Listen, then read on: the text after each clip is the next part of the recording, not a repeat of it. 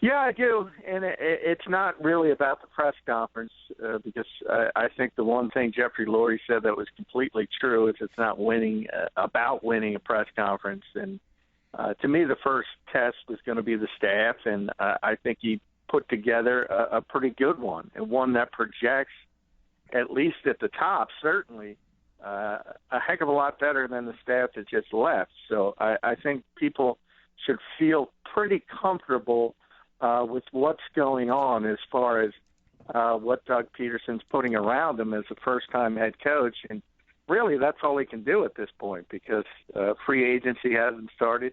They don't have a head of the personnel department yet. We'll see how that goes. And all of a sudden, we start talking about the draft. But all that comes down the line. And you mentioned Sam Bradford and that number, which is certainly silly, but that's a decision that has to be made. And the first hurdle is cleared, though, and it was cleared pretty easily and pretty well. Yeah, John, and we'll start with Schwartz, and the piece that you write over at 97.3ESPN.com has a quote saying that he's one of the best 2 or 3 coordinators in the game, and that Fletcher Cox, we talked about this with Jimmy Kempski earlier, Jim Schwartz coach Albert Hainsworth, Sue, Marcel Darius, all of those guys really played their best football in this scheme. So if you're a Fletcher Cox fan, this should be something, and Doug Peterson getting Jim Schwartz to come here, this should be something you should be excited about. Yeah, you really should. And it's not only Fletcher Cox, because Billy Davis kind of mentioned about Fletcher last year. It doesn't matter where he plays, he's going to be good. He's going to be more effective in this defense because it enables him to do more things instead of being the two-gap guy who sort of reads and reacts. He can be far more aggressive. But I think where Jim Schwartz is going to really, really help is with guys like Benny Logan and Brandon Graham. And if they re-sign Vinny Curry, which I think they certainly want to do, I think those are the guys you're going to see them becoming a much more difference makers. And you're going to see the sacks go way up. I mean, this was a team in the bottom half of the league for rushing the quarterback. And if there's one thing Jim Schwartz has proven, he can put together fronts that get to the quarterback. And I think you're going to see that because they have the talent to do it here. John, how about Frank Reich? We talked a little bit about him yesterday, but you kind of chronicled some more of his background in the offense in San Diego, where they excelled. I said when they hired him, he seemed to be kind of a scapegoat to me because, that was an offense. They've been to the playoffs 2 straight years, and then this year they had a lot of injuries out there. But what are some of the things that they did well in San Diego with him running the show? Yeah, I mean, you're right. He was a complete scapegoat because Mike McCoy's job was on the line. And sort of when that happens, you can go into the front office and say, hey, give me one more chance. I'll make some changes. And that's what sort of happened. This was the number 1 offense, the San Diego Chargers, in the entire NFL for the first half of the season through 8 games. And that's when Keenan Allen, their star receiver, went down with a lacerated kidney. And it wasn't only Allen because then they started to pile up injuries on the offensive line. But when that group was completely healthy and Allen was out there, and remember when he was, Antonio Gates was gone for the first 4 games of the season. They were still that productive, well over 400 yards a game with Allen in the lineup. And he's a difference-making player. So they don't necessarily have that at the position here, so I don't want to be all gung-ho. But Frank Reich has proven that he can put together a very good offense. And I just think it's a solid combination when you have 2 good offensive minds like Doug Peterson and Frank Reich, and really 3 when you talk about the quarterbacks coach. So, as I said, I think at the top of this coaching staff is much, much stronger than the staff that just left town. How important is that, John? Can you kind of, describe to some of the listeners out there in the NFL how important it is? It seems like a couple of years ago we got excited about, the Andy Reid staff a couple of years ago. And when Andy was at his best, he seemed like he had great people around him. And then when the Eagles started to struggle, it was when, they started to poach guys like Childress left, Rivera left, Harbaugh left. It seemed like one by one he was losing guys, and he never replaced them. And I think that really hurt Andy towards the back end of his Philadelphia career. Yeah, I mean, and that's what happens when you have a sustained run of success. People are going to start poaching the coaches, and I think, for instance, DiFilippo he's not going to be here long. He's a 37-year-old guy, and he's so highly regarded around this league. He's already been a coordinator. He's already had head coaching interviews. He's not going to be here long. That's how highly regarded he is. And if you're talking about a guy like Reich, if the Eagles start going in the right direction, he's another guy who's going to get quickly poached. He's already had a head coaching interview in this league. So these guys are already on people's radars, and they haven't started here yet. But obviously, when you have an offensive-minded head coach, the most important assistant coaching position is the defensive coordinator. That's Jim Schwartz, who's unquestionably one of the best at that particular job in this league. If you look at from the other perspective, say Bill Belichick, a defensive-minded head coach, Josh McDaniels is his most important assistant.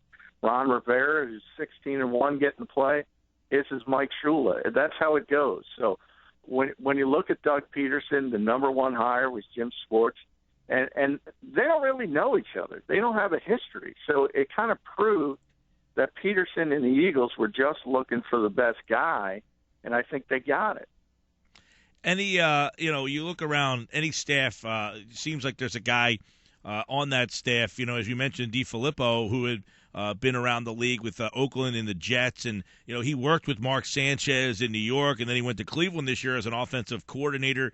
Schwartz has kind of bounced around. As you mentioned, any staff will be a strong staff when there's guys that you can see down the road being head coaching candidates, and you would think that Frank Reich and maybe even Schwartz, if this turns out to be a successful stop for him, that you could hear those guys mentioned as potential head coaches down the road. Yeah, and very quickly, because the one thing with Schwartz, as you've seen, you mentioned him in Tennessee. He had a great front in with the Titans when you think about Javon Curse and Haynesworth and those guys. And then he got the head coaching job in Detroit. He took an 0-16 team to a playoff team, and it started up front when Ndamukong Suh and Nick Fairley and their tremendous front four. Then he goes to Buffalo, turns that into a top-5 defense. And you mentioned Marcel Darius. There's also Kyle Williams. He also got the most out of Mario Williams, who wasn't the same this year, so much so that the Bills are going to move on from him. So this guy's had well over a decade of getting the best, especially out of the front seven. And you're going to see a similar situation here. You already have an all-pro level player in Fletcher Cox. And guys like Logan, who have done one thing well, are all of a sudden going to be more well-rounded players. And to me, when you're an offensive head coach, to get a defensive coordinator like that, you can't help but be excited from that. You should be excited with that. John, let's look at some NFL stories. Catherine Smith has become an NFL trailblazer. You wrote about that. Interesting move by Buffalo. Obviously, we heard earlier, I guess back in training camp, I guess there was a female that was kind of part of the staff back in training camp, but full-time coaching staff here, Catherine Smith, a pretty, as you write, a trailblazing type of move. Yeah, it was.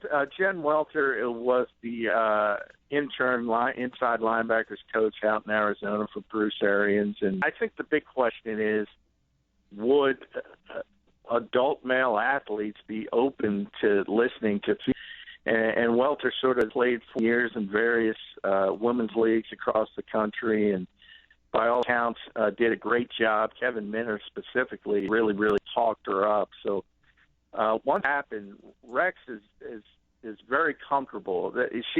Catherine Smith is not just off the radar. She's been with Rex Ryan for 7 years, sort of learning the ropes and personnel.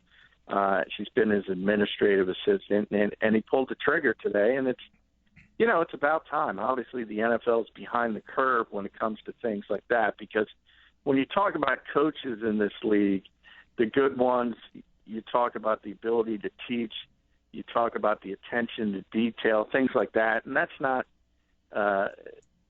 wholly just, designed for the male race. I mean, females can teach, and they can certainly get things across to people, and they can certainly have a great attention to detail, and Rex believes she does, and I think it's a great move for the NFL. John, what's Pat Shurmur's next move? He was officially, let go as was Billy Davis. So last year's coordinators are free agents, but Shurmur looks like he could end up land on his feet somewhere. Maybe not so much for Billy Davis. Yeah, I mean, I think Billy will. I think Billy was too criticized, to be honest. He's put behind the eight ball here. I don't think he did a great job by any stretch of the imagination, but I don't think he was nearly as bad as people made him out to be. I think Jim Schwartz, who I have a tremendous amount of respect for, would have similar difficulties with Chip Kelly as his head coach, just by the way Chip runs things. So I think Billy will land on his feet, probably not as a coordinator, probably as a position coach, and he'll have to sort of rebuild his reputation back up to that. As far as Shurmur, he's got a lot of interest. He's interviewing in Minnesota on Friday. The Rams want to bring him in again as their passing coordinator. There's a couple other teams interested. The Minnesota thing's interesting, though, because they don't have an opening other than running backs coach, and he's obviously not going to be a running back coach. So I think it indicates that Mike Zimmer's not completely happy with Norv Turner, and I think he shouldn't be.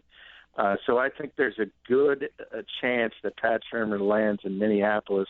It might be with one of those new strange titles, passing game coordinator, co-offensive coordinator, spread game analyst. Come up with some kind of title. But I think they want another set of eyes there to sort of help Bridgewater. All right, John and I will get into the games full force tomorrow live at the Golden Nugget, where the parking is always free. Jump on out there and see us live on location as well. Really get into the NFL Championship weekend tomorrow on the show. John, enjoy the rest of your day, pal, and we'll see you tomorrow.